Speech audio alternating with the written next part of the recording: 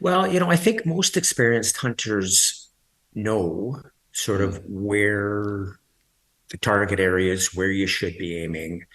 Um, but it's the why that is not quite as well understood. So, understanding physiology and anatomy, being, having learnt it in medical school and as a surgeon, Yeah. just explains why.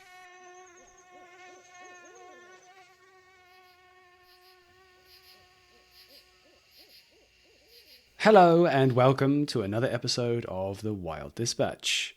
I'm Robin and I'm back with more skills and stories from the wild. Now we are at what I would call another milestone. It feels like one for me anyway. Episode 30 is here, and I guess I'm kind of like a proud parent in a way. The way proud parents always talk about their kids as if every single thing they do is a huge deal. Well, I just had a moment of realization, and I think that might be me, and this podcast is my baby. Also, if you happen to like this particular baby, then I'm going to keep the analogy going. Then give it some nourishment with a follow or a subscribe or a 5-star review.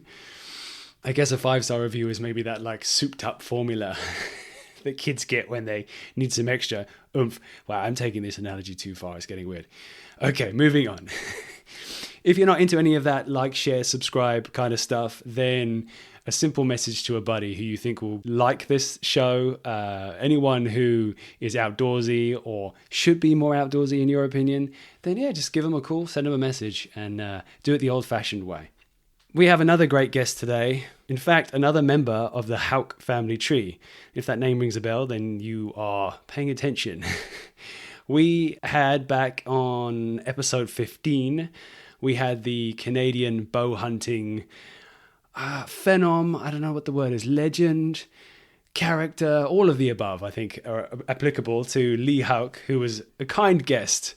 And in doing a bit of research for that episode with Lee, I ended up discovering his dad, Dr. Brian Hauck. So, Brian is a surgeon in Alberta, Canada.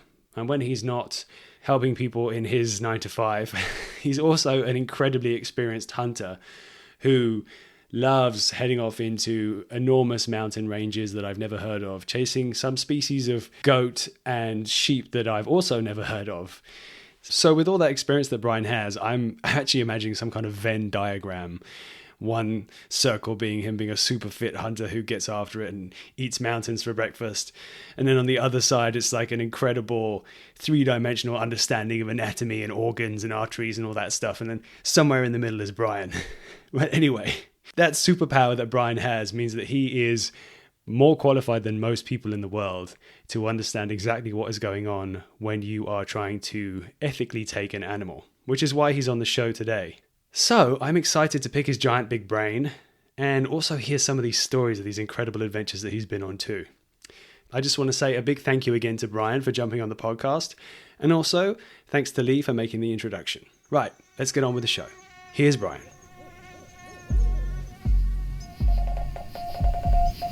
Welcome to the Wild Dispatch.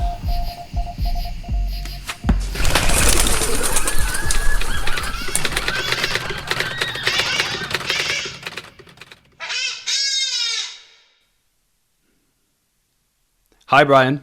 Thanks for jumping on the podcast. Glad to, Robin. Love to do it.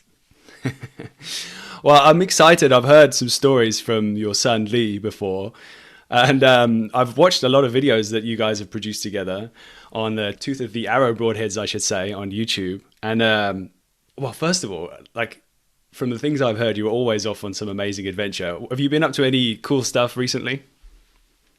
Well, I've had a really good life. I've had a tremendous hunting career. A few weeks ago, the last trip I was in Turkey, which is just an amazing place, and got two different ibex, or two different species of ibex, a coastal ibex and a bezoar ibex, both of which were just amazing trophies, which is what I was after. But magnificent hunt. Wow. That sounds amazing. And I'm guessing, okay, it's Northern Hemisphere. Got to click that in my brain. So it would have been pretty cool but dry. Is that the kind of climate? Mountainous? That's the kind of jam? Yeah, very mountainous. The coastal was literally right on the coast. We were, up and in the mountain looking at the Aegean Sea and looking at ibex at the same time. The mountains are certainly a little bit lower. Further south, along the Mediterranean, it was more inland, and the mountains were big, steep, high. Wow. I mean, we'll get to. I'd love to ask you a lot more about sheep hunting and all the amazing experiences you've had in the mountains. But I guess first of all, I'd love to hear a little bit about yourself, like the in the nutshell version. If you wouldn't mind introducing yourself, who you are, what you're all about, what you love to do. Well, I grew up on a farm, so that I think probably got interest. I flung rocks with a little handheld slingshot at birds and all sorts of stuff. And, we butchered our own livestock and chickens and everything. And, I was fascinated dissecting things, animals that I would shoot. And so it's just been a very interesting thing. So, going into medicine, becoming a surgeon, it just seemed very natural. And, in terms of understanding the anatomy, the physiology, et cetera. It's really like you saw in our YouTubes. It's really extremely helpful in understanding what we're doing when we're hunting and bow hunting and rifle hunting and how we kill the animals and what we want to achieve. So it just seems like a natural fit. That's cool. I didn't realize you grew up in.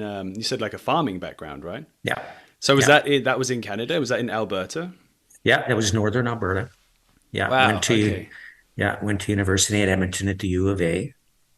Yeah, and then after I was finished university and actually into practice, then I started into first deer hunting and elk and moose, and quite quickly, sheep hunting became a fascination. And the reason, I mean, everybody asks why sheep, and then over into the capra species, which are even harder hunting than sheep, is because it is the most challenging. Those are the toughest, most expensive, and for me, the most fun. I mean, I can only imagine. I've seen some pictures of you with animals on like mountain tops. It looks incredible. It really does. So, what made you want to get into the medical industry? Was it kind of? I mean, I was going to ask if it was like a family tradition, but it doesn't sound like it. If you came Yeah, from like a rural world. yeah, no, not a family tradition. It was just interest. Interested in the biology, the physiology. Um, Wanted to become a doctor, wanted to become a surgeon. And it's great. I mean, I've had a really good career, enjoyed it, would never have changed it for anything else.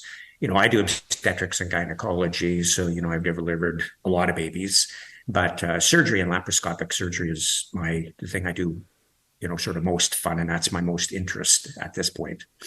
Yeah, it's so interesting. So I assumed. I mean, I guess coming from a farming background, you were doing some hunting beforehand, but it sounds like the hunting really picked up after you trained. Is that Yeah, correct? sure. Yeah, that's right. As a kid, growing up on the farm, used to shoot. Once I got past a little pellet gun, onto a 22, used to shoot, rabbits and pigeons and squirrels and just whatever's around. Never had the opportunity. My father was not a hunter. Never had the opportunity to hunt anything bigger than that.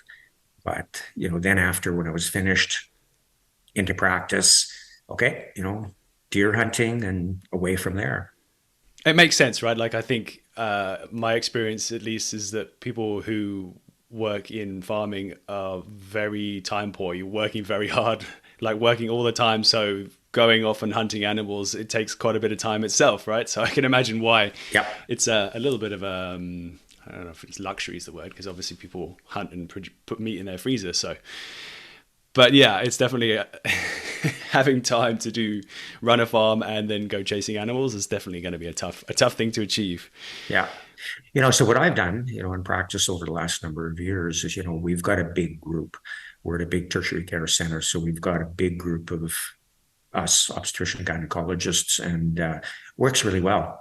Can take the time off. other people are covering when I'm there, I cover for other people. So I'm really lucky that it's just allowed a lot of flexibility and a lot of time to do hunting. Yeah, that's so ideal. That's so ideal. It's definitely something which I've, the past few years, tried to achieve, right? The ability to work, but also have that bit of flexibility. And that's really actually quite hard to do in, Yeah. I guess, conventional work formats, right? Like it's definitely a tricky thing to achieve. So Yeah. good work.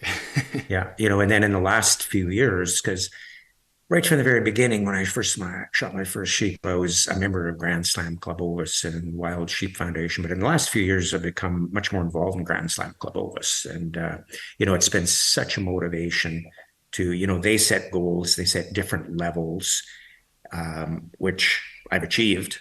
Okay. And, I've become one of the board of directors in the last couple of years. So it's just been a lot of fun, really rewarding to just work in a hunting organization.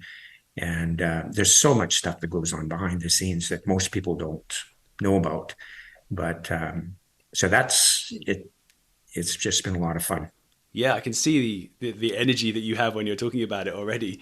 What kind of stuff? I mean, Lee mentioned to me before that you've been doing some work in, I don't know if the correct terms, like the genealogy or like species understanding, like Yeah. more detail in species of sheep. Is that some of the work that you've been doing, or is there other things too? Yeah. So, we're the organization that classifies and recognizes the species of the ovis and the capra. So Okay. the goats and the that are the capra in that capra species, it includes chamois, ibex, tur, markhor, the mountain goat, and then the ovis are the ones that are the sheep species. So we're the organization that recognizes them. We look at new species. So I've created in the last couple of years, recognized three new species: a new markhor, a skardu markhor, a North Altai argali from Mongolia, and then now that we're just on the verge of the coastal ibex. And so anyway, put together, look at the science, look at the geography, look at the conservation aspect of it, hunting opportunity aspect, the differences, the phenotypic differences. And then, we've got a trophy committee of very experienced people. And then, we make the decision, okay, we're going to classify this as something else that are on our lists. So, I've done that, and it's a lot of fun, a lot of work, but a lot of fun. It sounds it. I'm curious, how does that even start? Do you just like put a pin in a map and go, this mountain, this mountain sheep, or is it from your own experiences when you are perhaps hunting or pursuing these animals and you see like some variant or some kind of thing that Yeah. looks a bit different that makes you think, okay, maybe this is a different species? Yeah. So first of all, the Skardu markhor, which is an absolutely fascinating one. The markhor in that particular area of northern Pakistan have always been, everybody knew they looked different and they look really different. But that whole area had previously been classified as an Astor markhor. And, there's a different markhor in that area, different markhor in that area. So when I got interested in it, I thought this looks fascinating. So researched the genetic studies that have been done, and there have been studies showing that there is a genetic difference of the markhor in that area. Got every picture and video that I could possibly find. I don't know if any more exists in the world than what I found. And then put that together with the presentation, how it's going to help the conservation of the animals in the area, the hunting opportunity, and then put together the whole, 20-page presentation and presented it to the trophy committee discussion. And then decision is we're going to recognize this as a new markhor. And same with the other two, the other ones that similar process. Yeah, that's so curious. So you're using, I mean, forgive my ignorance, but like the name Markhor, that's like an actual, like a name of a specific species in itself. And then you've kind of like came up with a variant. I've never even heard of a Markhor. So it shows my level of understanding. So markhor are my fascination. I think they are the absolute most magnificent animals, mountain animals of the world. And they're, it gets a bit complicated, but there have been up to this point four huntable species of the markhor, the Bucharan markhor, which I have one of the SCI top 10, the Kashmir markhor, the Suleiman markhor, and the Astor markhor. So this one, this Skardu markhor, was in the area and classified as an Astor, but it's very different, which is why we split it off. Then there's another one. There's a Kabul markhor, which is in northern Afghanistan on the border with Pakistan. And so there's populations in both sides of the border, but it's not huntable. And Okay. but Interesting. if you have a look at the pictures, and you'll have to Google some of the pictures, Yeah. I send you my pictures, Yeah. but they are magnificent. I'll put some on my Instagram, the Wild Dispatch, and I'll do like before we put this episode out, I'll do Yeah, I'll put a post and a few images on there so people can yeah, see as they listen along. So I'm curious then, Marco, you're saying are like your absolute passion project in many different yeah. ways. Have you got any stories about what started that obsession? Like, were you out in the mountains? I mean, what's it even like? I mean, I guess you're traveling to these areas. Like, Yeah. that must be a complete, literally a trip. That's right. So, the Bucharan markhor is just a tremendous success story for conservation. All of the markhor in Pakistan and Tajikistan had previously been on the red list, not huntable. Populations were small because they were poached. Okay. So, when the conservation project started in Pakistan and Tajikistan, it's recognized these are extremely valuable. So people and organizations started protecting them, stopping the poaching. Hmm. Money went into it to get it going. Populations started to come up, started selling some permits, very expensive. They are the most expensive of the Ovis and the Capra to go hunt. Limited numbers. So in like Pakistan, the three markhors that they have, there's only 4 permits per year for each of them. Tajikistan, the populations have come up so well. There are more permits for the Bukharan in Tajikistan. When I was there not that long ago, I think last December, I was hunting an ibex, but along the highway, we would stop and look, and to me, it's just absolutely magnificent to look at those markhor, tremendous, huge markhor, just up in the cliffs. And I'll have to send you some of the videos, but you don't want to start because you'll become addicted to them. Yeah. Yeah, it's always a danger. But I'll take that risk. I'd love to see some videos and pictures. Yeah, Yeah, that would be great. absolutely. So you're going into these mountains and chasing these animals. It's got to be pretty tough. It's got to be a pretty like a hard effort to get up there anyway, right? And I mean, can you tell me a bit about some of those? I mean, what if any of those stories or anything springs to mind about realizing that you'd maybe bitten off more than you can chew, or Well, I've never bitten off more than I can chew, but there's no question. Most of the hunts I've done, you say you love it, love to do this again. yeah. Probably the hunt that is most memorable. Mm. One of the stories is one of the hunts that I would say I would not do this again. So it was 3 weeks in the Caucasus Mountains of Russia. And I was going for the two tour, the Kuban tour, the Mid-Caucasian tour, and the Caucasian chamois. So 3 weeks, started off, went into one area for the Kuban tour.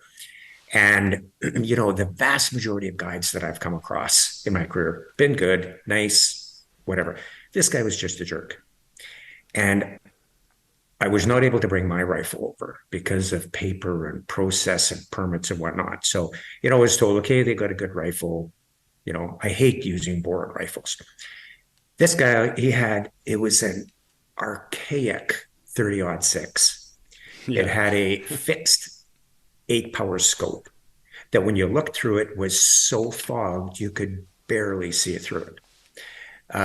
He took it off before the hunt and started and held it over a propane burner to try to see if we could clear it up. It didn't. We got, I think, probably on the second day to one spot where there was some turret 500 yards away. I mean, even with my rifle, Yeah. good long range ballistic turrets, etc. I mean, that's a doable shot, but you want to make sure that you've got everything right. Yeah. He just fiddled with the elevation. It's not a ballistic turret, just the elevation, and just turned something. I was down on bipod, did everything I possibly could miss. Oh, he was mad. Okay, we carry on. 600-yard shot. Same thing. I mean, I was had the crosshairs on that miss. Oh, he was mad. Um, Next day, I think it was the next day, we were again hunting. And these mountains are tough. They Yeah. are rugged, steep. So we came across a turret. It was only about a couple hundred yards up in the rocks in the cliff. And I was sort of getting ready, trying to, find it in the scope and get on it. And he sort of pushed me to the side. And I thought, okay, well, he's going to find it in the scope for me. No, he shot it. What? So now I was mad. So we went up there, and I mean, he was Russian, didn't speak a word of English. I don't speak any Russian, but I was just mad. So, I was not going to take pictures. We took the mate. I was not going to take it as a trophy. I would not claim that. Yeah. So later on, when there's an interpreter there and, Chinese, he said, well, nobody else has ever complained about that when he shot a turret. Yeah. Okay. I wasn't going to accept it. Anyway, I was, man, out of there. We're leaving this place. So they got me into another area where I was skeptical, borrowed rifle, whatnot. But the guide was excellent, spoke English. He had an excellent rifle, excellent scope. So we spent the rest of the hunt, it was really good climbing those mountains, and got, I think on about day 3, got a really nice mid-Caucasian tur. Then we went into a different area, got the Caucasian chamois. Then we went into a different area to get the Kuban tur. And this is the toughest I've ever done in my life. We'd start off. So the one story that I think we told you was, it was just short of a 24-hour day. And we started off at 3 o'clock in the morning. Okay. And climbed, and it takes hours to get up because these are big mountains. What's the elevation? The actual elevation itself wasn't that high. I've got it, I think, like 8,000 feet. But we could see, literally from where we were, Mount Everest, which is the tallest mountain in Europe. Okay. So there in the distance, there was Mount Everest. So it was really cool. But anyway, this was the second last day. We started off at 3 o'clock in the morning. This is tough. I mean, I probably lost, I'm not sure, 8 or 10 pounds by that time, because you're just climbing all day, up and down and up and down. So we were out, we were coming back, end of the day, and I was thinking, I got to get through one more day, but I'm never coming back here. Never doing this again. So literally, as we were coming back, spotted 2 tur. They were about 300 and some yards away. It was getting dusky. His scope had a illuminated reticle, which is the only way I could have shot him, because it was too dark to actually see without the illumination. Yeah. All I could see was just his head and just a bit of an upper chest. So I put the scope just below his chin, pulled the trigger, and then, of course, I couldn't see. And he was so excited. Yeah, you got him, you got him. Which is great. I didn't see it. And this is just all rock. There's nothing but just rock on the side of this mountain. So we sort of packed up. By this time, we had our headlamps on, and we sort of looked at, we've got to head over there towards that sort of a bit of a rise. So as we were crossing over, and, it's not easy, up and down. By that time, it was dark, and we got into the area. But we didn't know exactly where we were. So he was about 10 yards ahead of me. We were both just had our headlights back and forth. He was 10 yards ahead. I swung my headlight over and saw this tur about 5-10 yards up the mountain laying there. I went over, I hugged that tur. It was, I could have cried. I literally hugged that turn. So, by the time we butchered it up and everything and got back to camp, it was just short of 24 hours. And, That like I sounds said, I probably hectic. lost 8 or 10 pounds. We basically, after the first number of days, our food supply was down to, which is pretty good, Snickers bars. They're gourmet. Snickers bars was magnificent because the rest of the time, breakfast, and then we got back at the end of the hunt. We basically had boiled macaroni with mayonnaise. Wow. So Wow. Snickers bars tasted pretty good compared to that. But when you're hungry, it all goes down and it's all good. Oh yeah, you need those calories. Yeah. Oh, I can only imagine how hard that would have been. Mountainous, up and down. Oh, wild. You got a good story for it, so Oh yeah, yeah. But those everybody those mountains are the toughest. Which is why not that many people do that hunt because they are just so difficult. yeah. And it was an adventure. I was so glad it was done. If I hadn't have got it, I'm sure I would have gone back. And Yes. because, I just wanted that species. And, I've been really lucky. I've got 46 different ovis species and 43 different capra species. And Wow. Wow. so Well, that's it's, more stories than we will have for this whole episode, I'm guessing. yep. So I would love to jump in though and see if there's anything that springs to mind on this. But if you remember any times, because obviously you have all this medical knowledge and understanding, if there was ever a time in one of those hunts that your understanding of anatomy and the way that bodies are constructed that helped you make a hunt successful, if it was a shot placement thing, or does anything like that spring to mind? Well, I think most experienced hunters know sort of where the target areas, where you should be aiming. But it's the why that is not quite as well understood. So, understanding physiology and anatomy, be having learned it in medical school and as a surgeon, Yeah. just explains why. For a rifle, not the big animals, so not like a moose or an elk, but for the ovis and the capra, the shoulder shot is the best, because you're gonna break that shoulder. The animal's not going to go very far. Almost certainly it's going to get through the shoulder into the lungs, into the chest cavity.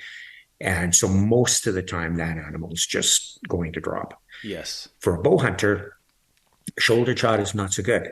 Yes. Yeah. Yeah. So, getting those lung shots is much more important for a bow hunter.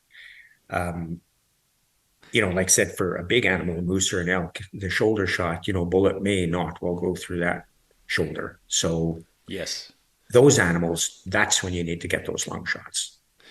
Yeah, that makes absolute sense. And I guess also it must be a perilous thing if you're thinking about trying to shoot an animal that is inhabiting cliffy, mountainous areas. You've got to take that shot at the right moment, because either if you don't take out the shoulder, or if you don't have the option with a bow, but there's that fight or flight moment that an animal just could run 50 yards, and that could be 50 yards off the edge of a cliff, right? Exactly. And that's happened.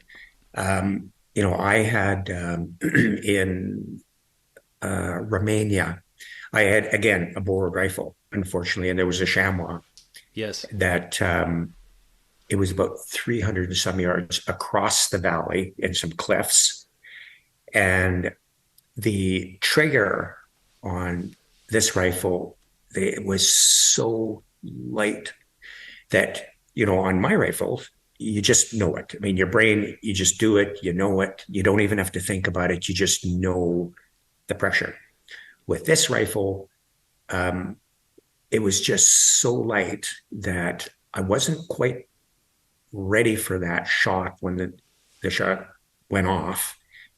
It was hit, it dropped down into the cliffs, and we go, okay, that's great. We went way across the valley. It wasn't there. Blood trail. So we Yes. followed the blood trail into cliffs that were impossible. There's no way we could get in there. So we had to leave. they brought back a team of climbers that came from above with ropes, got down, they recovered it. But, I didn't count that. It was, I Yeah. had to go back to Romania. I had to get one again when, I got it. There I am. I recovered it. My picture, that's when, but those things, absolutely, those in those kind of cliffs. And I have a friend who shot a markhor, which is, a very, very expensive animal, um, very limited permits. And same thing, he wasn't being able to recover it because, in the cliffs, it's just so Yeah. steep, so difficult. And there's times where you don't even take shots. You're not going to be able to recover it. Yeah. Don't take the shot. That's got to be a definitely, oh, I can only imagine it's got to be such a difficult moment. There's a lot riding on it, a big trip, a lot of money, a lot of preparation. Yeah. And to see an animal, but just know I can take the shot, but there's a high percentage chance that I'm not going to, it's just going to be a waste, and Yeah. it takes you got to be able to look at it big picture, I think, to make that decision. Yeah. And what you say is true. When it comes to like the shoulder shot, that's the best shot of that animal just dropping. If you get a double lung shot, it's going to kill him. But, Yeah. as you know, some of those animals can run a long way and they can get to an area that you may never be able to recover them or over a cliff. Oh, yeah. Um, It's yeah, I mean, I haven't been lucky enough to hunt in steep mountainous terrain yet, or not for goats or for sheep or anything yet. So, I mean, fingers crossed one day I'll be able to do it. And I mean, it sounds amazing. It really does. it I've got is. one more question for you though, around your medical training, Mhm. being a surgeon. I'm wondering if, being on so many adventures, things must have happened when you're out in the middle of nowhere where that training and that understanding helped out either yourself or maybe someone else. Did anything ever go wrong, or a moment where you had to kind of, Mhm. where you actually, like, it helped you get out of a sticky situation? Nothing that was ever life-threatening, but I've Okay. certainly been a doctor in a number of situations with Okay. some injuries, some people who were sick. I've been asked to look and check on some of the local people that were just living in the villages, and happy to do it. Of course, Yeah. no hesitation to do it. I carry, a few first aid things, but not a lot. I always have antibiotics. I've always got antibiotic ointment, which, oh, trust me, has come in handy many times. I bet.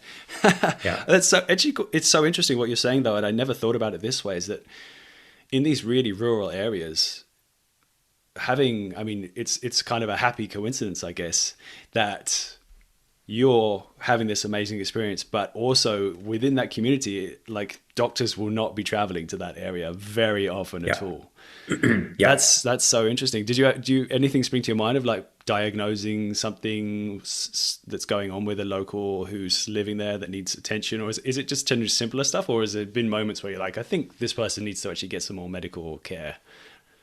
I've never come across anything life-threatening. So Okay. all of the things that I've been involved with were sort of incidental. Somebody's sick, can you have a look at them? Yeah.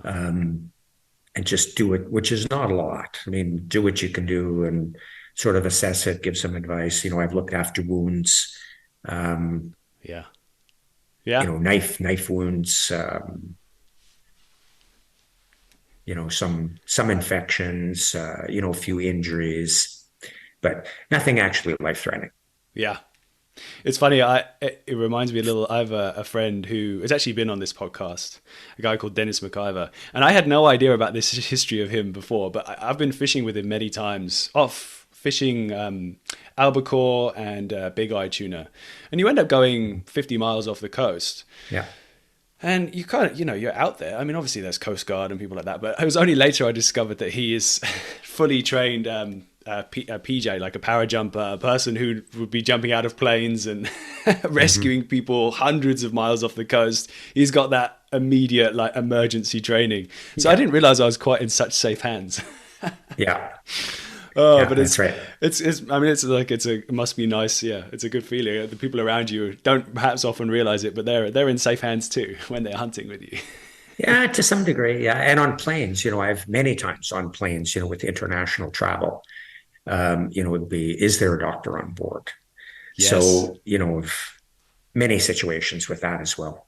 Oh, wow. I guess that must be a little thing. Do you have that in the back of your mind then? When you're getting on a plane, you're like, okay, I could be getting into a situation here. It's a whole thing I Yeah, never even thought about. yeah, because it's quite a few times. And, you go and assess the situation. And, again, on a plane, I mean, there's not a lot that you can do. So you assess it. I've sent, as soon as plane landed, I've sent some people to hospital. Um, I remember one time coming back from flying from, I think it was from London back to Calgary.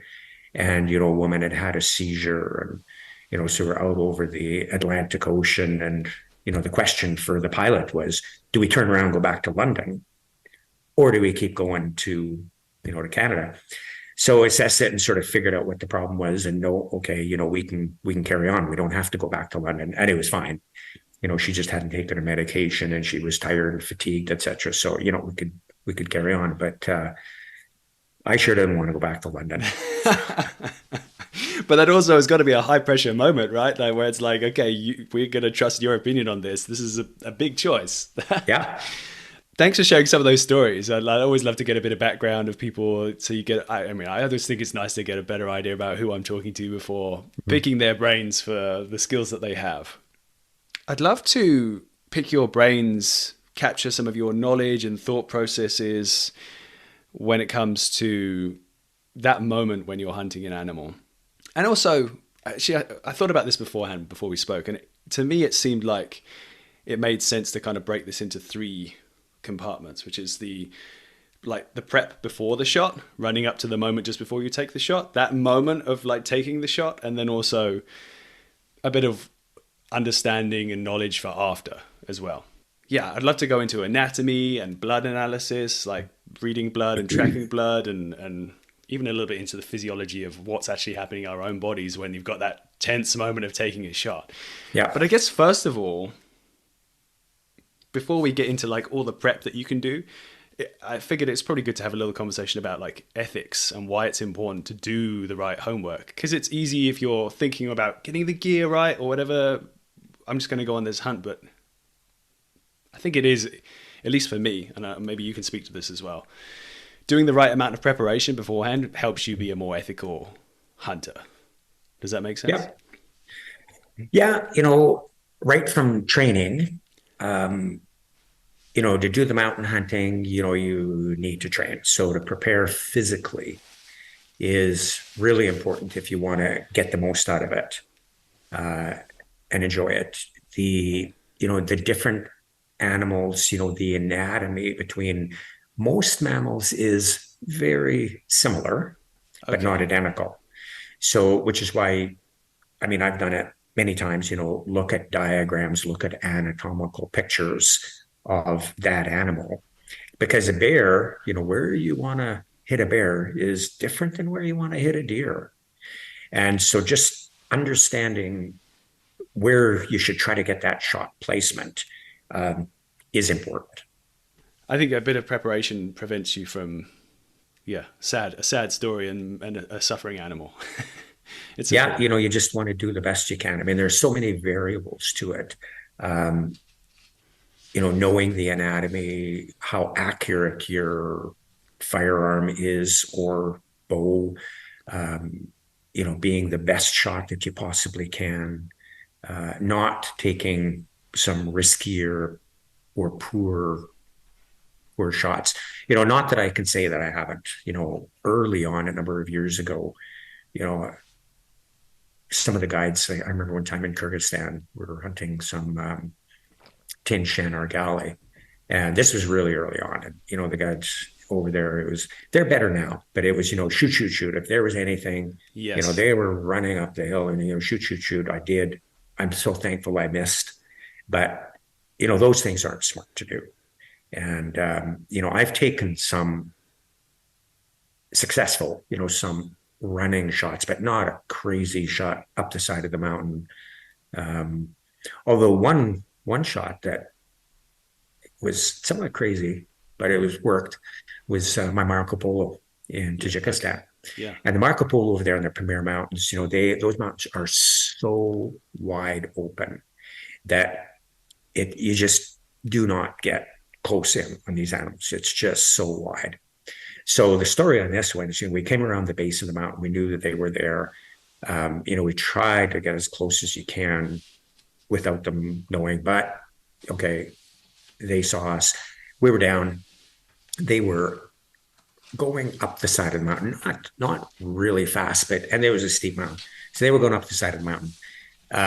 The guide was, calling out third one from the end, 360 yards. I had the crosshairs high on his shoulders, Yeah. pulled the trigger, and the Marco Polo came tumbling down the mountain. Wow. Got to him, skinned him out and everything. There was no bullet hole.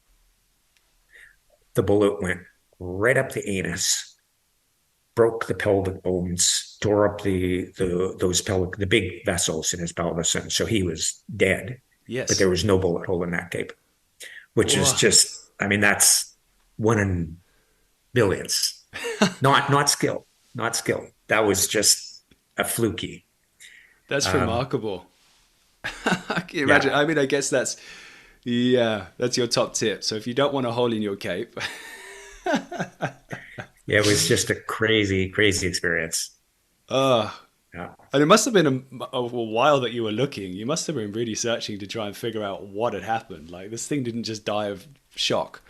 Well, we got up to, I mean, it was laying there to got all the pictures because, that's one of the things about the Marco Polo in Tajikistan. It's so difficult, so high the elevation that there are quite a few animals that hunter never was able to walk up and said, here, I've got a picture with this. You know, they were killed by the guides or they had to chase them or whatever.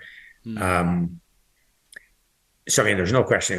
It was just a matter of when we did the skinning out, because I Yeah. always like to look.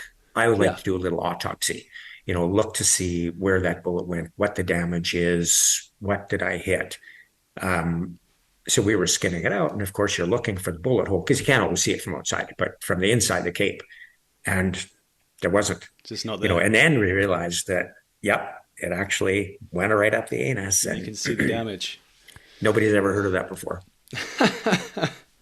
No, I think you could be definitely maybe the only person who can tell that story. Yeah, So we were just talking about anatomy. And I yeah. mean, that's a great story about shot placement. And you kind of answered this a little bit before, but I have a friend who's actually a very experienced hunter in South Africa. I don't know if you've hunted in Africa much, because you've traveled a lot. I've been chasing sheep, but I don't know if you've ever gone over that side. But he was kind of saying that actually there's a lot of talk about things, being really different, but actually fundamentally things are quite similar. And even between African species and the US, Hmm. or like the Americas, I should say, like it's actually more similar than people think. And just aiming up the leg is what people always say, very much like, at least this is my little experience that I have, is that when you go and hunt in South Africa or Africa in general, people are like, oh, aim up the leg.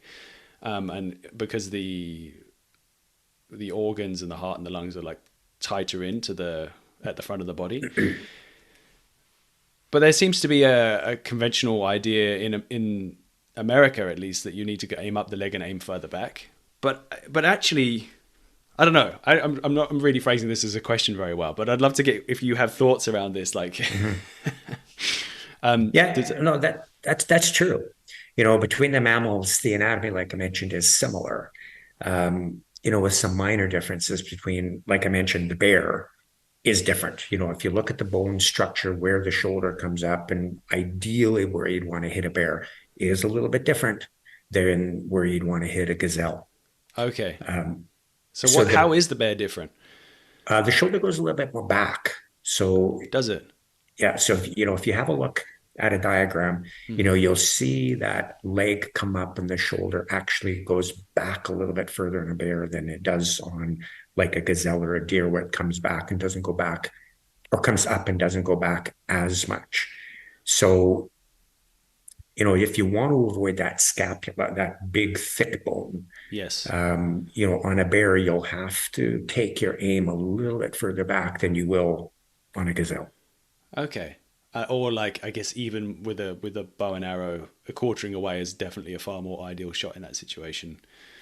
Is Yeah, that I'm assuming that the heart and lungs are still in a similar kind of position. It's just that they're a bit more covered. So you got to be aiming for more of the middle back of lung in that situation. that's right. You want to get behind that scapula. Um, certainly if you bow hunting, you want to get behind that scapula. Hmm. So, the anatomic difference between a bear and a deer or a gazelle, you have to, where to put that aiming point will be a little bit different. Those are minor differences, but important to know. So you can just try to make the best shot you can. Yeah. Yeah, absolutely. So, okay, we've covered that it definitely makes sense to do your homework before hunting species so you can understand the nuances of their anatomy. I was thinking we could then go into like even more detail. I guess it would make sense for us to use like deer as the most common animal as an example in this situation because I think it's well, for one, probably most people who are listening to this, deer is the most common game that they'll be chasing. Yeah. But also with whitetails, blacktails, fallow deer across the world. I'm guessing there's a lot of similarities in those creatures Yeah. anatomically speaking, if that's the right way to pronounce the word. So when shooting an animal, like what is the top goal? This is getting into like what actually kills an animal, and Right. and it might be slightly different for a bow and arrow or a rifle, but maybe let's start with an arrow. Mhm. Is the goal to make the thing bleed profusely, or is it about penetration and like getting to those lungs? So, there's a number of factors, of course, in what is going to kill the animal. So, bow, it is a bit different than a rifle. So, with a bow, you don't want to hit that scapula. You want to get, ideally, the double lung shot. Now, the reason a double lung shot will kill an animal is that the lungs will collapse. So, understanding the physiology, is important. So, the lungs are very spongy. They're held open and where air can move in and out by the chest cavity.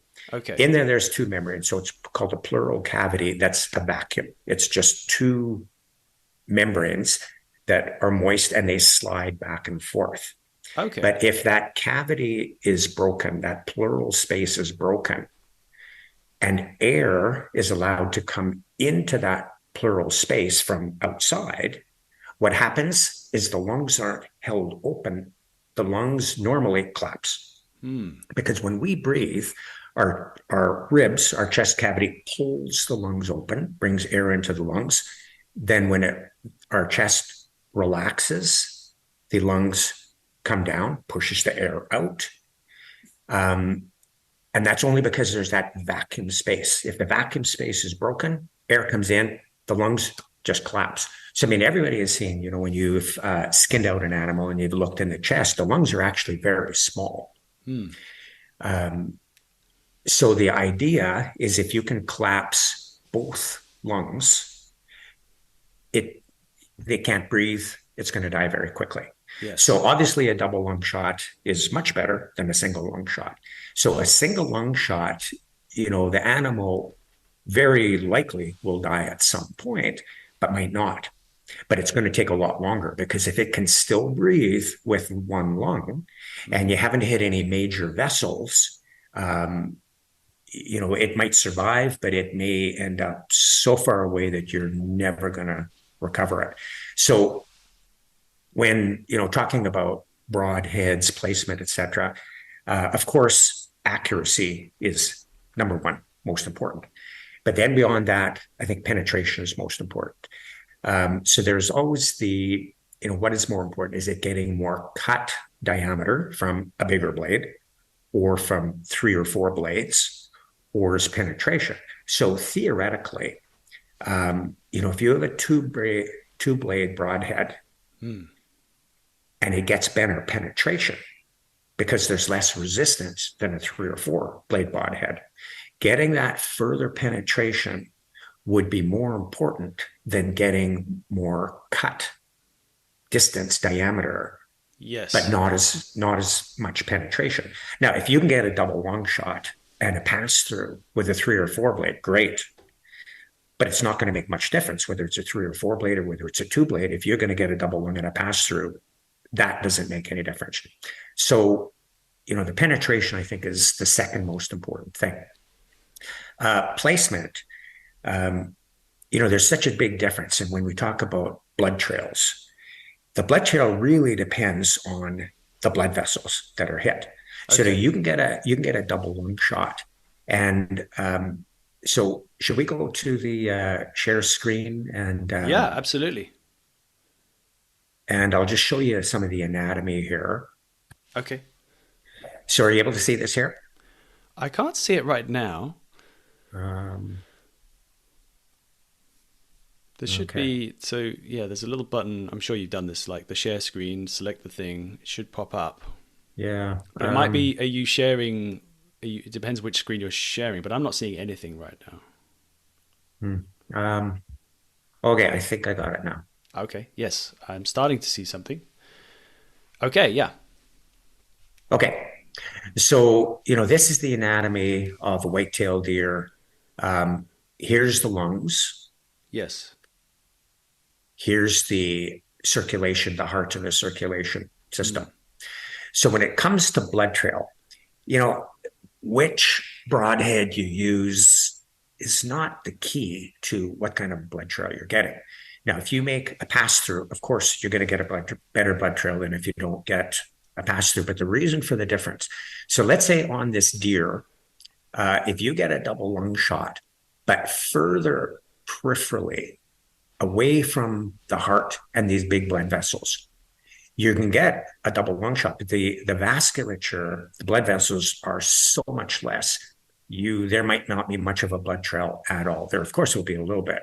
Yes. But the closer you get to where the heart and these big blood vessels are, the more damage and cutting of these blood vessels and the more blood trail that you're going to get with it. So that I think is not well understood. I've heard, so many times about this broadhead gives the best blood trail or a better blood trail. That's not the important factor. It's the blood vessels that are cut and where, that arrow gets placed. Yeah, it's interesting you say that because exactly where you were just pointing as like a higher, further back lung shot. From like personal experience, I just recently was lucky enough to stalk up on a kudu bull in South Africa when I was there and shoot it with my bow. But something was as an experience thing, but I didn't account for the fact that a lot of species in Africa have insane reactions. And it's caught me out before and I should learn my lesson. But I figured a 600-pound animal wouldn't be able to move that quick. But it actually ducked and turned. Yeah. And so where I was aiming, which was in that, in the boiler room where all the big vessels and the heart are, ended up like dropping 10 plus inches and turning, which meant that thankfully I still hit double lung, but it was high and further back. And there was, the arrow was actually still stuck in the animal. So I think that also didn't contribute to a lot of blood coming. So it ended up just being a situation of, well, it was actually last light, so it ended up being the long, sleepless night. Yeah. And we found it pretty quickly in the morning, thankfully.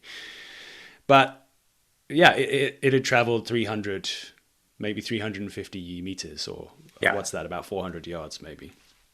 Yeah. So with that, you would have hit, if it was a double lung shot, but it didn't go through, almost certainly that the distant lung, whichever side, that hit it, didn't collapse right away. It was the back left. So it didn't allow the air from the outside air to collapse that pleural space, and the lung didn't collapse right away.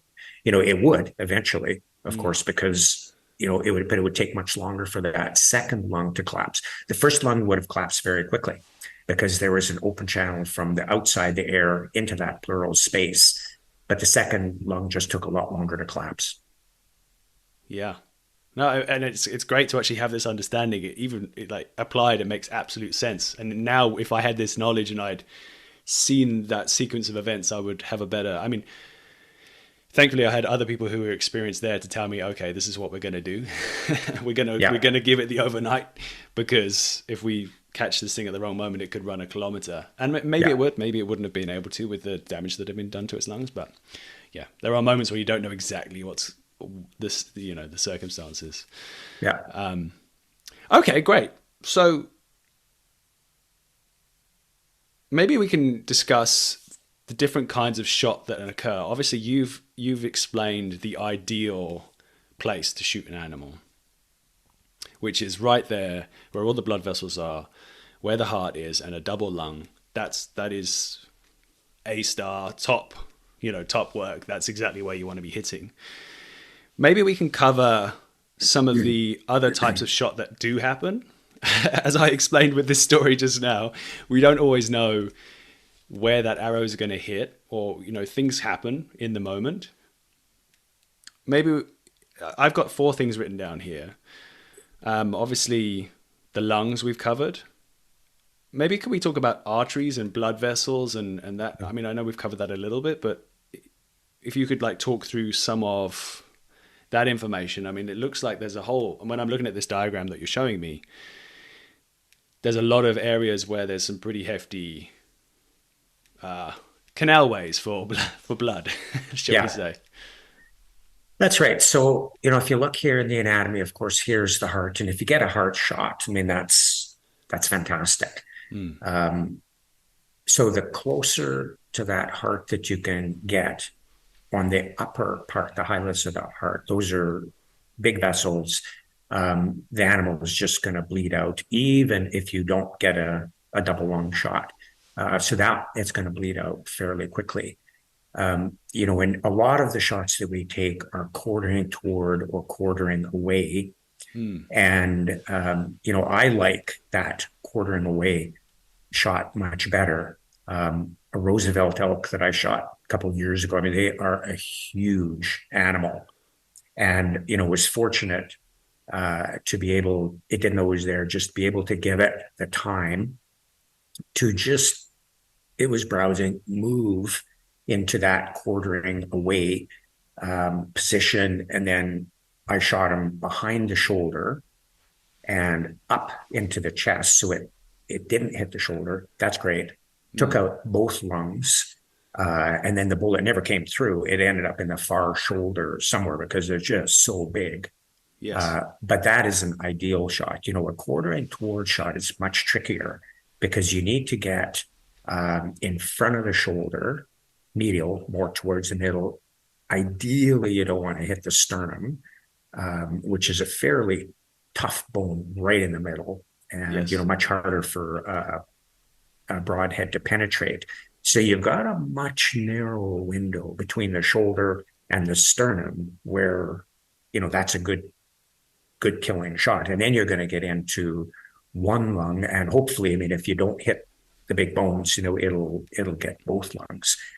So, understanding that anatomy of the quartering away and the quartering towards is important. I've shot, and again, a rifle is entirely different. But, I've shot a number of animals just right underneath the chin, and they drop. Okay. Because, you're going to hit big blood vessels. With a rifle, it's very different than a bow. A bow, you're going to get the cut. And that's the damage. With a rifle, there's so much impact that as that bullet hits and the energy is released, that the injury, the tissue damage from that impact, the explosion of those tissues also adds to the killing effect of a bullet. Entirely different than an arrow. Okay. I was going to ask that actually earlier. So you've reminded me in a way. That's so interesting. So effectively you are still aiming for a double lung with a rifle. Is that what's happening? But you just have the double whammy, or I guess extra effect of this big shock that happens that Mhm. is like a sledgehammer. Well, like I said, with the animals, most of the animals that I am killing up in the mountains, the shoulder shot is the best because the big rifle, um, Yes. you take out the shoulder, almost certainly the bullet is going to get through the shoulder into the chest cavity. Okay. So Lung, okay. both Yes. lungs might go right through. But a lot part of that is the distance that you're shooting at. One of the ibex that I just shot a few weeks ago in Turkey, it was 450 yards away, and it was sort of quartering toward and aimed for the shoulder and hit it right on the shoulder, and it just did a massive amount of damage to the shoulder. It dropped. It Yeah. was a killing shot. But when it did skin it all out, that bone and the muscle from 450 yards, it didn't actually penetrate into the chest cavity. But the impact, the explosion of that energy is what killed the animal. Interesting. If it was closer, if it was 100 yards, 200 yards, even 300 yards, that bullet would have gone further into the animal and got into the chest cavity. So, when you've got some of these long distance shots, that also makes a difference. On a really long distance shot, 500, 600 yards or more, then getting that double lung shot may be a better shot to take than actually a shoulder shot. That's very interesting. So, what exactly is happening? You're saying that the shock of the impact in that shoulder shot on Yeah. the animal that you shot at 450 yards just recently. What is actually happening in that moment then? Is it just like exploding blood vessels or doing something to the lungs? Do you have like kind of an understanding of what that Mhm. shock is actually doing? Um, it basically, the tissues are just exploded like a bomb because the energy that's released from a bullet will basically just cause an explosion. I don't know if you've ever seen when they've done bullets and they've shot them through gel pads and they Yes, do yeah. it in slow motion. You'll see the bullet go through, but the impact, the energy that comes out will destroy the tissue. So, with a bullet shot, you look at, you skin it out, you look at the tissues, it's just jelly because those cells, the tissues have just exploded, literally, they're Mm. burst. And so the tissues are all gel. Okay, that makes sense. It's actually a good point. I remember I've seen those ballistic gel blocks, and it's very true. There is that like Yeah. almost like a cave inside the. Yeah. Once it goes in and the mushroom happens in the bullet, it creates that big pop effectively. Yeah. Okay, that's interesting. So us archers don't quite have that luxury. Unless we're using explosive tipped arrows, which I don't think are legal in any states. No, exactly. That's why a broadhead kills differently than a bullet does Yeah, in some absolutely. respects. Yes. Okay, so we've covered arteries, blood vessels. Then I guess we're moving more towards the areas that we don't necessarily we don't prefer to hit, but let's say a liver shot. Yeah. What's going on with a liver shot? Is that um is that a terrible situation? I mean, I guess it depends on the exact circumstances, but Yeah. say So, go on. so if you hit the liver very close to where the big blood vessels come in and out at the hilus of the liver, that animal will bleed out very quickly. If you hit the liver, the further away you get, the smaller the blood vessels are. So if you hit the liver further, like into the left side, the narrower left lobe of the liver, much peripherally out, it's possible that that animal could survive it if its coagulation system is able to clot it off and stop the bleeding. But chances are it will just slowly bleed out. Okay. Okay. So obviously we want to be trying to pop those lungs, but if you get the liver, it's definitely fatal, most likely. But Most, yeah, but it's not time. necessarily a quick killing shot. Okay. So then say you actually miss the liver and you go back and you hit the gut, Yeah, which does happen from time to time. I can yeah. contest to, to that. Like, it's not an ideal situation, but sometimes things go wrong. Yeah. What's the best plan of action in that situation? Well, that animal is going to die because once you hit the gut and the bowel contents are spilled into its abdominal cavity, it's going to die. But it could take days for sepsis, the infection to take place and actually kill it. So, waiting it out is probably not a very good option because that animal can go miles and miles and miles, days before it actually will find a place to lay down and die. Yeah. So, if it's a gut shot, you're probably better off just going and trying to track it, and hopefully it lays down somewhere. Because what they often will do is they'll lay down, they're hurt. They get up, they go, they lay down, they're hurt. So, you're probably just hopefully that you can catch up to it and get another chance at it. Yeah. And also then I guess trickier because there isn't likely, I guess it's different for different situations, but you're not going to get quite the same blood trail. So it's going to be really an exercise in tracking skills to try and find that animal again, potentially. That's right. Depending, I mean, if you happen to hit some bigger blood vessels, there might be a blood trail to follow. But if you hit it right in the middle where there's no bone and it just goes through skin, hits bowel, comes out the other side, there may be very, very little blood there at all. Yes, it does. I do have a memory or two of that kind of situation. I've been very lucky, though, I have to say, following those moments. Yeah, So and then then, if you look at the anatomy, I mean, if you happen to get just a gut shot, but some of the blood vessels that come from the aorta and come back into the vena cava, the venous ones, they're bigger. So the closer to the back here, these blood vessels, the more blood vessels there's going to be in the bigger blood vessels. So if you do happen to hit some of those, that's good because there'll be more blood loss, and there's a chance that there'll be a bit more of a blood trail.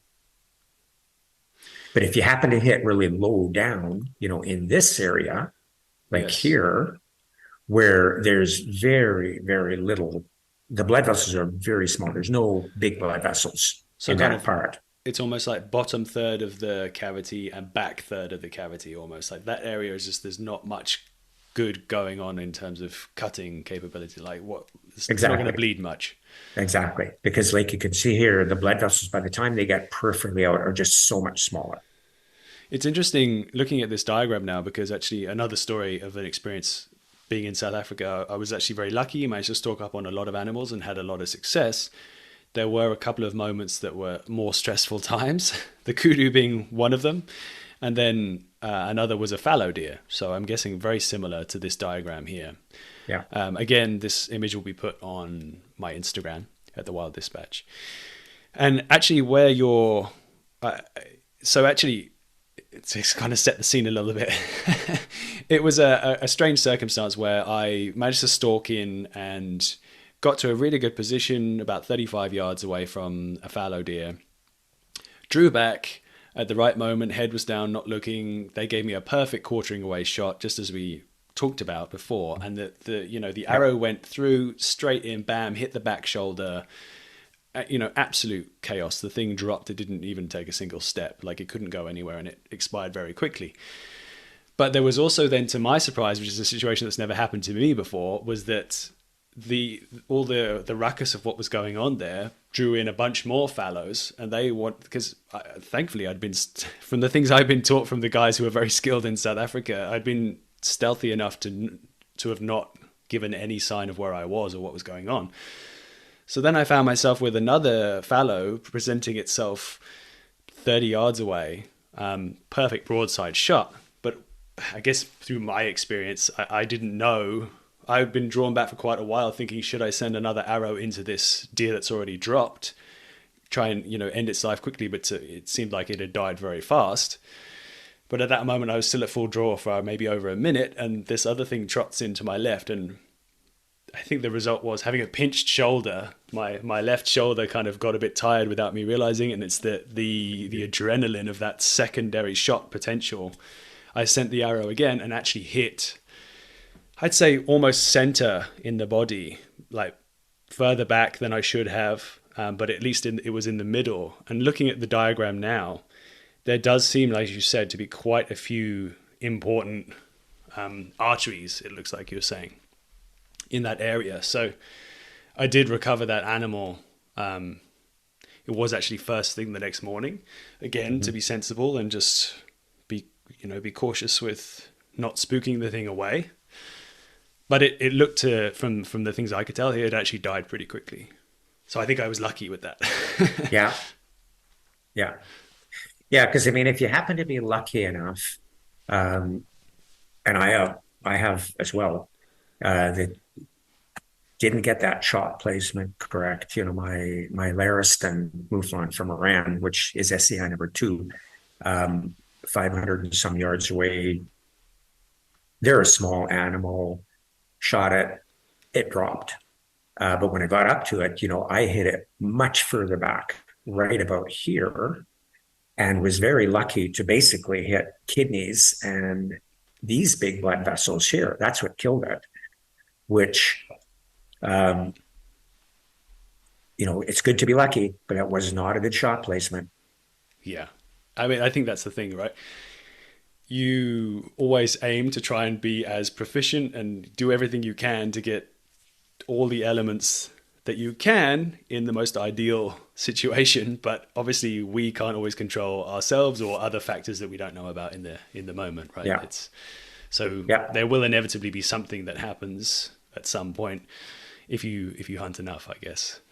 So, yeah. And then, situations are different. I mean, sometimes you're so lucky, you've got time, everything can be set. Sometimes in hunting, I mean, things happen quickly. And, you're just not going to have the chance to just have your perfect setup, both in bow and rifle. Yeah, absolutely. So I've got a couple of more questions. I'm not sure how we're doing for time, but one thing that I haven't heard you talk about before, and maybe it's somewhat people don't talk about it because maybe it's not as relevant for whatever reason, but spinal shots that also, as we're talking about shots straying off, the thing I was curious about is obviously it tends to be the end of the conversation because obviously a spinal shot usually means the animal is down and they're not going anywhere, and you often have, they're pretty close by or at least often in sight. But what is happening with that situation? I mean, obviously paralysis, but I'm looking at this diagram here and wondering, is there significant blood flow going through that area as well? Is that actually going to kill the animal? Or so is it necessary to wait and don't disturb the animal and let it die? Or is it a case of you need to get in there quick and get a second shot so that you can reduce its suffering? A spinal shot, depending on where, what part of the spine and how close to the nervous structure. If you hit it further away from the nervous structure, just the bone, the vertebral part of the bone, with a bullet, it's almost certainly going to kill that animal because you're going to get such a massive explosion. Like I mentioned, it's going to destroy the nerves. And there's a spinal shock where there's the nervous shock will actually transmit up the spine into the brain, and it will kill the brain. Well, the bullet's going to be entirely different. If you hit the bone, you may not even paralyze the animal. Oh, do you mean do you mean with a bow? I think you said with a bullet. With a bow, with a broad head. And you just hit the bony part of the spine, may not paralyze the animal at all. If it does happen where it hits to actually damage the actual spinal cord, then you can have a paraplegic animal.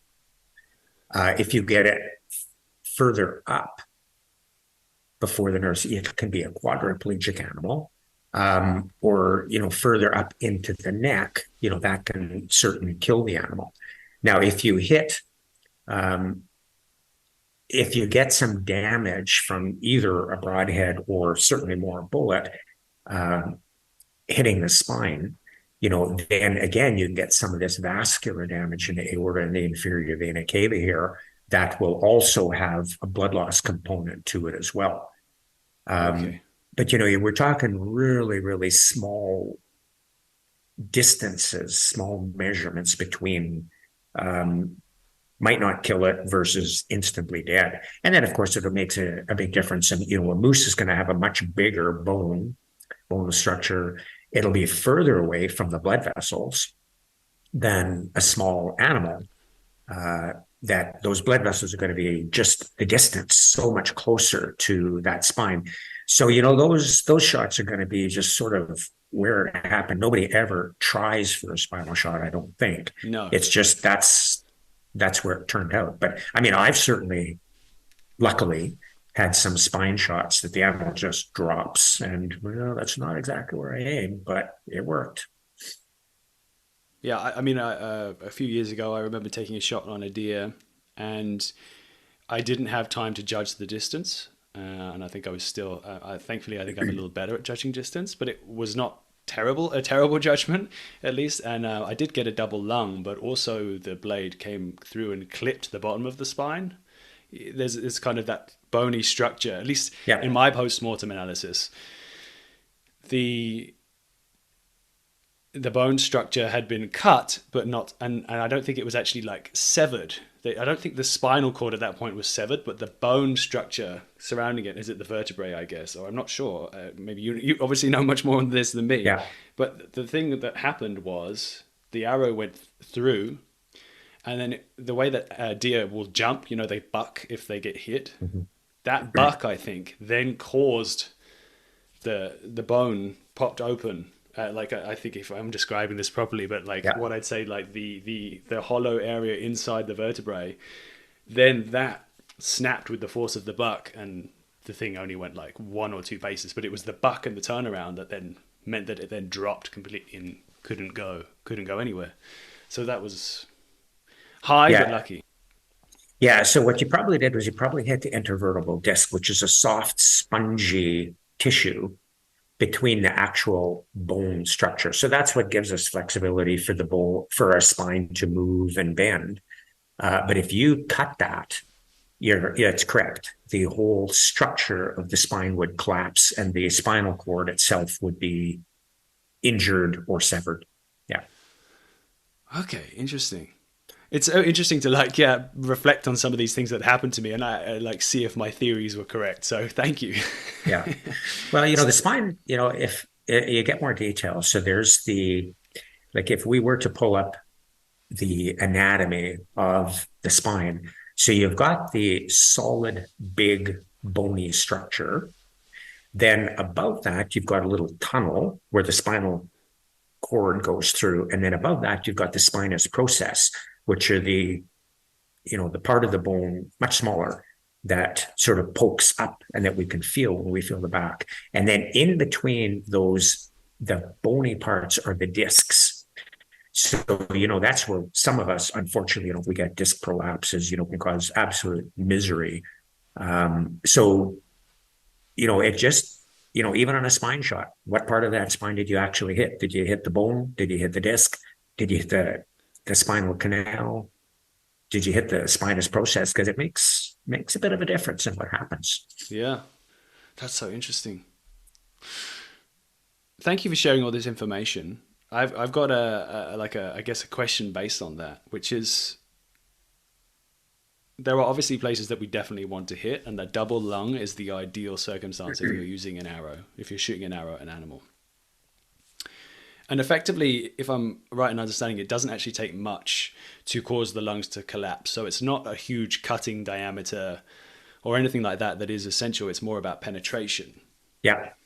So then my question is, in a world which we've just having shared some of our own stories or confessions, should I say, it's never, well, not never, but like sometimes it's not an ideal situation.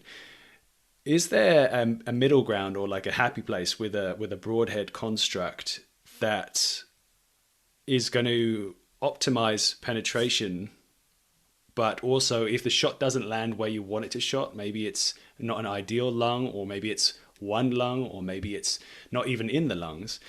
At that point, then cutting capability becomes more important. So is there a middle ground where we want to try and achieve both to hedge our bets? I think that's a matter of opinion. Um, you can kill perfectly well with nothing but a field tip. Wow. Because, if you've got a sharp enough field tip and it gets and you hit it, you get a double long shot, you're going to get more penetration than if you have a big, broad, even a four blade broadhead. Hmm. I mean, there's certainly depends whether it's a bigger animal, smaller animal, how much tissue. But I mean, you could easily kill something with a field tip. Is that something that you're going to do? No, because broadheads, of course, are razor sharp. Um, you're going to get cut in addition to just the penetration. So the field tip, you're not, you'll poke holes through both pleural cavities. That's good, and you're going to get air leaking in. But if you cut with a broadhead, you get some lateral. The hole, the injury is going to be a little bit bigger. That air is going to leak into that pleural cavity and collapse lungs quicker. Yes. So, it's just, the reason I guess that there's so many broadheads out there is that it's a matter of opinion. People have different preferences. They've had different experiences. If there was one best, there'd only be one broadhead. Yeah. So it's not that there's one best. It's a very good point. I keep telling you all my stories, so thank you for bearing with me.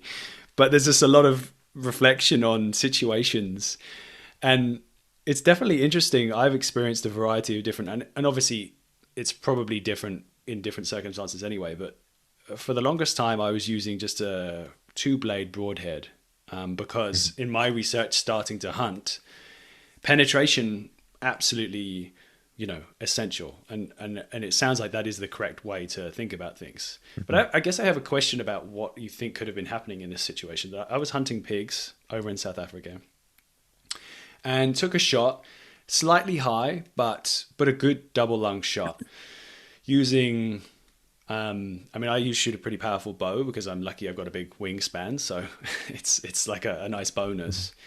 But using that like flat broadhead, effectively it's just a two blade. It was a full instant, double lung, straight through, pass through. My arrows at that point were passing through so quickly that I would often struggle to even find the arrow because it would be buried like almost beyond the fletches in the ground afterwards. The thing is, the arrow barely even slowed down as it went through, it seemed, because it would be 20 yards away, buried in the ground, further up. Yeah. So having taken that shot on that pig, I was amazed after tracking the blood. It ran off into the bushes. With my guide, my guide patiently taught me how to track, and that was a great experience anyway. But we found the animal, and it wasn't actually completely dead at that point after 35, 40 minutes, which was astounding to me because of the things you've actually told me. So I'm wondering, with like a very thin slit that created, and it wasn't a huge width, it was probably an inch and a half or an inch and a quarter maybe. Is it a situation where fat from a pig or whatever's going on, torn flesh, can then block the hole again? Is that could be what's going on? Absolutely, because the more fat, the thicker the skin muscle that you happen to go through. So sure, there'll be a tract, but if those tissues sort of collapse and create a partial seal, it'll just take much longer. The lungs will collapse. I mean, there's no question they will collapse, but it's going to take longer because that leak of air is going to be slower. So in that situation, absolutely, having a four blade with for cuts is going to allow for a quicker leak of the air than, on the opposite end of the spectrum, just a fuel tip, or a two blade. So you're absolutely right. There's a whole number of factors. That's yeah, it's interesting, I guess. So then it also exactly what you're saying. I actually switched recently before going to South Africa to a four blade 230 arrow broadhead, or just a 1 inch diameter. And I have to say, I was really positively. My impression was fantastic of those blades. I think I shot seven animals with that broadhead, and a couple of them I had quick follow up shots as well. And they were just devastating. The speed at which the air, I guess, as you're saying, the speed at which the air escaped the lungs, and then even with those two shots that weren't ideal, also still very effective, I guess, because of that increased cutting diameter, or the four blade effectiveness and the bigger hole that it made. That's right. It definitely, I was getting a penetration, but also it was causing a lot of damage and giving space. That's right. If you get equal penetration or pass throughs, absolutely a four blade is going to be better than a two blade. But if you don't get as good a penetration with a four blade than you do with a two blade, if a two blade does give you a pass through where a four blade wouldn't, or better penetration, the pass through and the penetration would be better to have than a four blade that didn't pass through or penetrate. Yeah, so I mean that's great. Like it's and obviously there's other factors. People like the poundage that they're able to pull. There comes a point of diminishing returns if you're using a lot of blades. Potentially that might be harder for the thing to penetrate. I think just for me specifically, because I've got a bit more power, I'm able to punch through quite a lot with that four blade, and it's super effective. So that's great. We've done a lot of homework. So thank you for really explaining all that stuff. And hopefully our listeners will be going into hunting situations with a better understanding of what they're dealing with when they're thinking about shot placement and that whole kind of scenario. So that brings us to another of the sections. We've got two other slightly tighter sections now, but I'd love to talk a bit about the moment that you're actually taking the shot. Obviously, we've done the prep and we understand the physiology and the anatomy and sorry, I'm probably not even using the right words. I feel like I'm embarrassing myself in front of a professional now. But the moment of taking the shot, what I'd love to understand is what's happening in our own bodies. For instance, that moment that I described, taking that second shot. The first shot on the fallow deer was perfect. I was prepared. My systems were working perfectly. I knew what was going on. Obviously, probably a bit of a raised heart rate. But the surprise of the situation that immediately followed and the opportunity of a second shot, I hadn't gone through my normal processes and I was definitely flustered is the word. Yeah. What's happening in our bodies at that moment? And is there anything we can do to try and reduce or mitigate that effect? Practice and experience. Early on in your career, hunters will get buck fever. So the adrenaline will literally make you shake. Yeah. And only experience is going to get you past that. Now, you could take some medications. You could take a beta blocker to block some of that buck fever, but it's just experience of sort of having done it, that you just don't get that surge of adrenaline coming through. And different people will be different. Then when it comes to practice, where you don't even have to think, it's done. It's automatic. That, everything just happens. You're not even thinking, but you get on the target. You do it quickly. You can your brain just does it quickly. You pull, the trigger or your release. And that's just a combination of practice and experience. I find that for one of the things that I found so useful, I think, in, rifle hunting, where, just as I say, because some of these times these scenarios happen so quickly. And, initially, if you got lots of time, you think, okay, you got your range, you set your parallax, you get your level, step. But in those situations that happen very quickly, you just have to do it. So what I found, is gopher hunting. We take a 22. There's no recoil. Yeah. The target is small, so you have to be accurate getting on your target. You have to do it quick. So Lee and I would sometimes go, we'd shoot 300 to 500 gophers each per day, Wow. and it's just so good. And one of the big things, where opposed to sitting in a range with a big rifle, is where you're going to have recoil. It'll teach you a flinch. Whereas with a 22, you can shoot all these gophers and there's no flinch. So your brain doesn't learn to flinch. And flinching is one of the biggest problem with rifle hunting, especially when you've got long distance. You get any movement of that trigger, any flinch at all, and you're off. Yeah. So, gopher hunting, I think, has made me very successful, much more successful. Bow hunting, I think it's the same thing. The more you shoot, Lee used to shoot gophers. He'd shoot gophers with his bow. Yeah. And, you can shoot a lot. You just shoot all day, till his arm is sore. But it's such good training for your brain to just do it without actually having to think through the processes. It's true. And I guess also there has to be a subtle psychological thing in your brain that if you're able to shoot a gopher with a bow at whatever 30, 40 yards or something, I don't know the distances that you were at, Mm-hmm. but if you can do that, then everything else is going to seem easy. Surely it's such a tiny target. Yeah, exactly right. Having that confidence, which takes away part of your adrenaline, because if you're worried, you're not confident, you're going to be more anxious. If you're confident, I took a long range shooting course and, hit a target the size of a milk jug at 1,300 yards. That's a long way. Never shoot anything. The farthest thing I've ever killed anything was 640.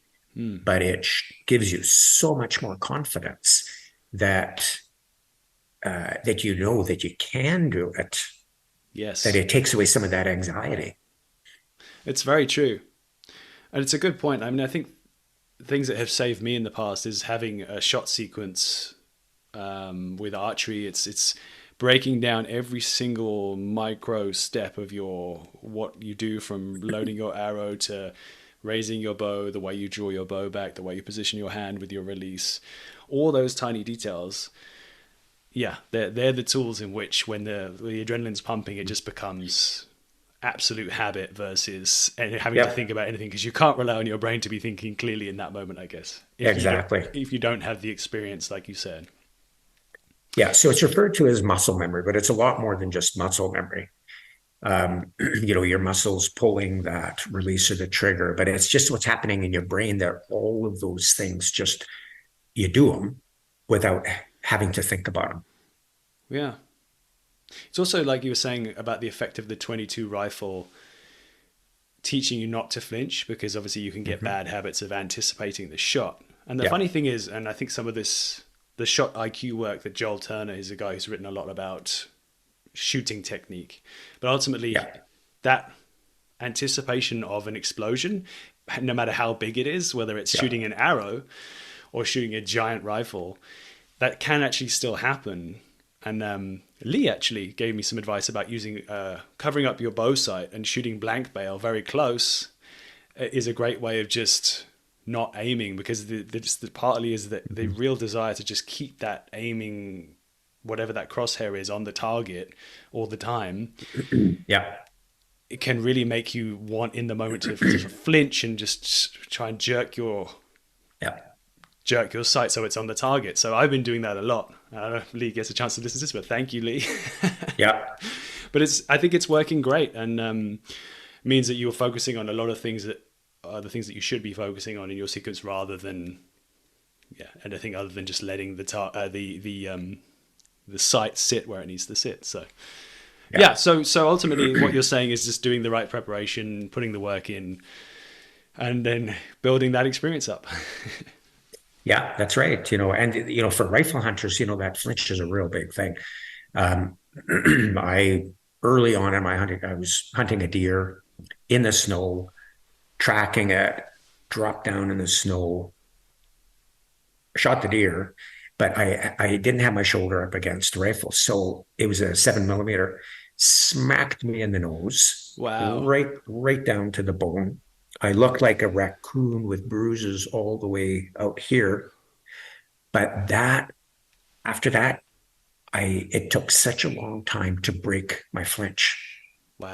Even sitting on a bench, your brain just is expecting it's learned, it's scared that you're Yeah. going to get smacked in the nose. So, it took time with gopher hunting, shooting off a bench to get rid of that flinch again. Yeah, that's like a mild trauma situation, right? Like the trauma is in your brain and it's really hard Yeah, to undo the damage that's happened. that's right. It's funny, it's powerful, and I think as like, and this is actually an interesting thing, bit of a side tangent, but in a world of hunting and outdoorsmanship, it's very easy for guys to be trying to present the big tough guy kind of image, and really sometimes if you're honest, things like flinching is just that's smacking yourself with a rifle. That's like a thing that's going to be on some Yeah. small level, yeah, needs to be worked on and needs to be kind of need to be open about, right?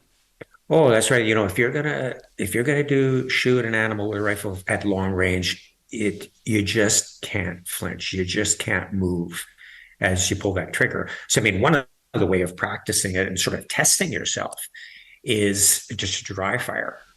Hold it up on a target and pull the trigger without firing Hmm. and see if you flinch. Yes. You know, and if I saw some movement, there was a flinch, you got to work on that. It's funny, you remind me of a story. I did exactly that thing by accident. Thankfully now I don't flinch. Actually, weirdly, I find that shooting my bow so much has made me a much better rifle shot because of that Right. training, and Yeah. and the anticipation Yeah. of the shot is trained out of me far more now. At least at the moment, touch wood, it stays that way. But I did exactly that test without even realizing it myself because I had a dud 308 round in my rifle and it didn't Mhm. go off. So it, Right. it hit the back and it didn't actually fire. And I Yeah.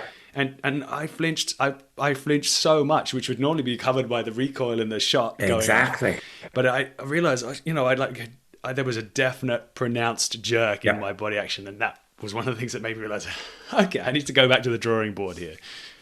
Yeah, exactly. That's exactly right. Because, if you flinch and there's a recoil, you can never appreciate the flinch. Yeah, exactly, it Yeah. hides So, it. yeah. The only way you can appreciate that flinch is if you actually take that dry fire.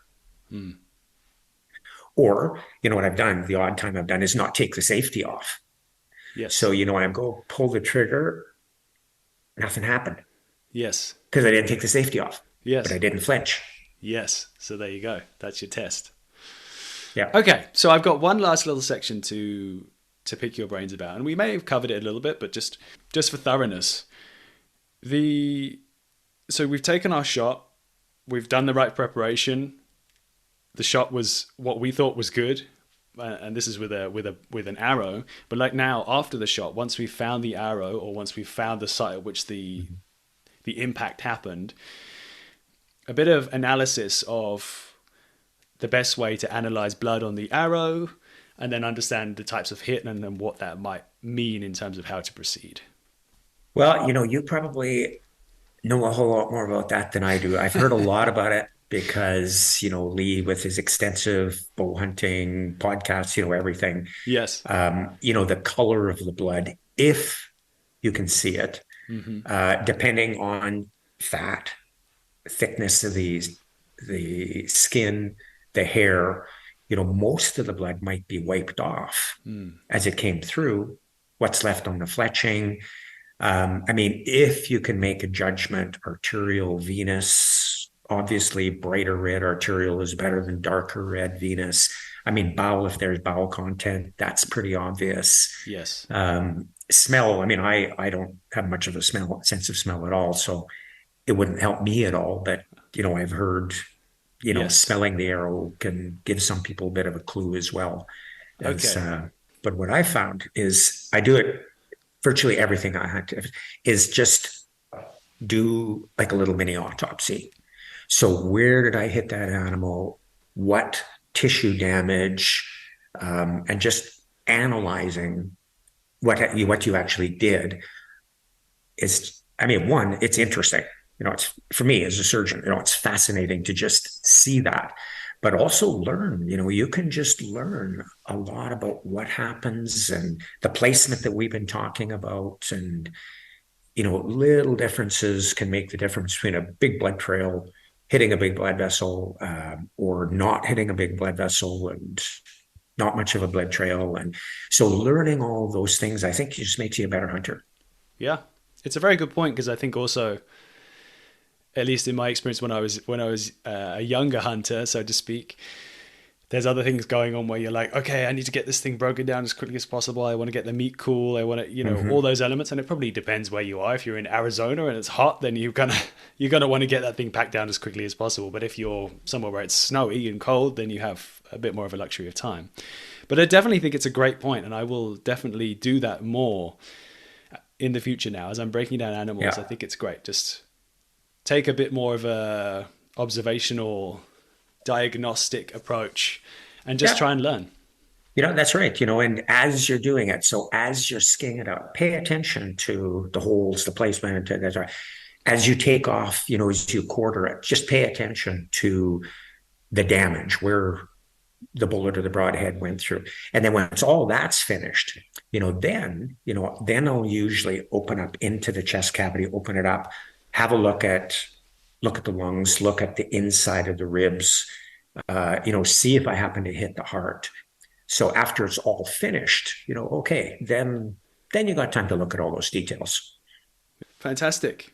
Well, I think, unless there's anything else that you feel like we've missed, we feel like we've covered a great deal. So thank you for all the amazing stories and information, Brian. That was so good. Oh, you're welcome. It was a pleasure. It's so much fun to do this. So thank you for asking me. Fantastic. I don't know if you are active on social media or if there's anything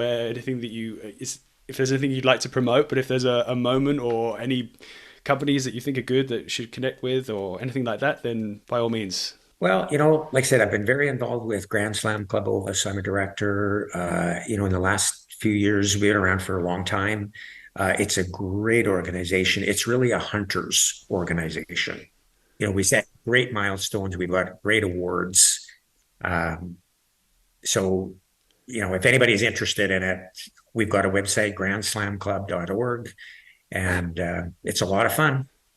Great. Amazing. There's also, I should say, I mentioned it before at the beginning of this podcast, but there's also a great couple of videos with Lee from Tooth of the Arrow, your son. You guys have a great conversation and really break stuff down well in that too, with a lot of visuals. So that's helpful. So that's all. Thank you again, Brian. That was amazing. Thanks again, Brian. Thank you, Robin. And, appreciate it. Speak soon. Cheers. Okay. Have a good rest of your weekend. You too. Bye.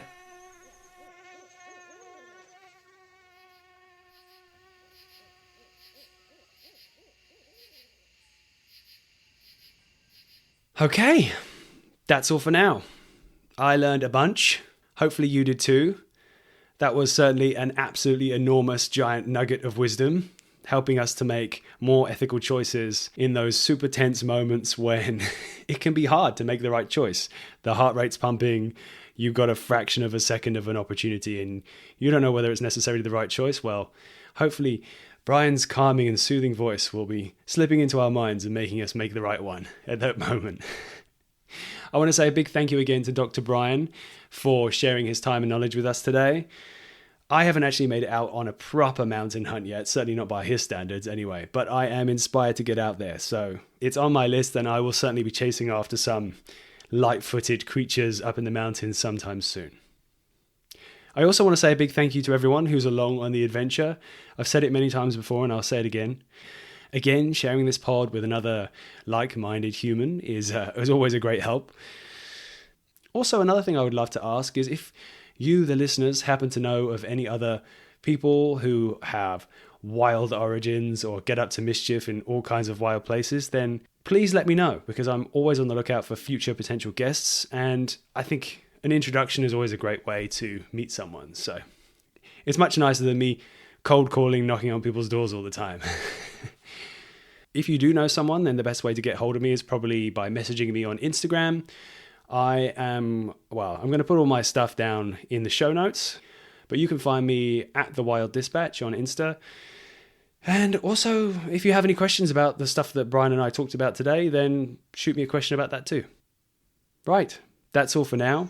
Thanks for listening, and until next time.